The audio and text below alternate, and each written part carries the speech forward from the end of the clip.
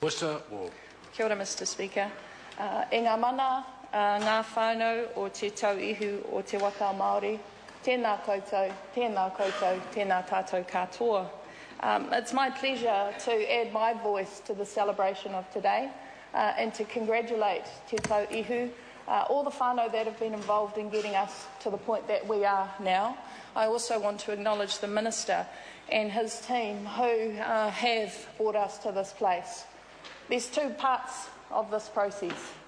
The part of us trying, as the Honourable Tau Henare has said, the part of going through the truth and reconciliation of the history of Aotearoa New Zealand. And what I want to highlight is always the generosity, that generosity from our hapu iwi who are settling, as Denise Roach has said, for a lot less than what was taken from you. So that spirit of generosity always has to be acknowledged because without it we wouldn't be able to move on.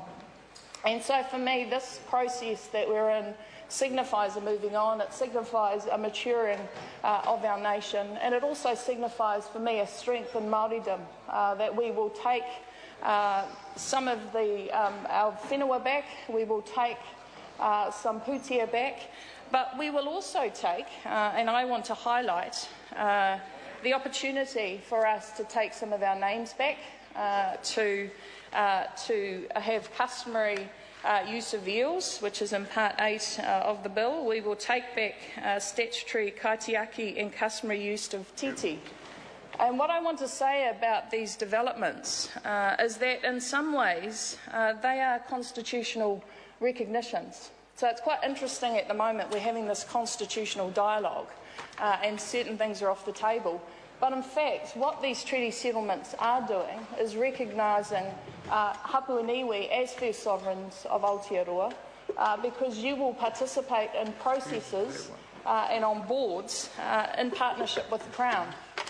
And I actually think for myself that's the most significant aspect of these treaty settlements, is that you are being recognised as hapu iwi specifically for your tehu, your kaitiakitanga, your guardianship, your right to be involved in these processes forevermore. And so that for me is the major significance of these settlement bills. I also wanted to say this signifies the crossing of a halfway point in terms of the treaty settlement process.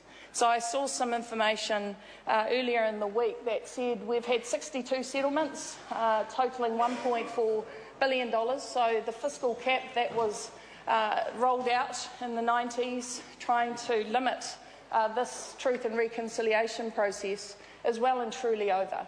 And so I want to acknowledge the fact that we haven't been constrained financially in terms of that redress, and we've got about another 60 to go. I also want to specifically highlight ka mate, and thank you on behalf of New Zealanders, and thank you on behalf of Māoridom actually for the use of ka mate. I can't wait to go to the rugby on Saturday night. I'm going to go and watch the All Blacks beat France.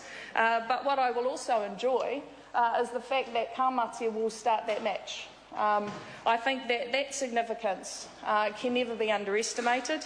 I know that Ngāti Tō Rangatira have been fighting since 1998 to trademark the haka, and what this legislation does is essentially cut out that legal fight and recognise forever that Te Rauparaha was the composer, and Ngāti Toa forever are the legal owners of ka mate. And I think that is hugely significant, and I think it is hugely significant that there is a 5-year review clause in this legislation, because who knows what will happen in the future.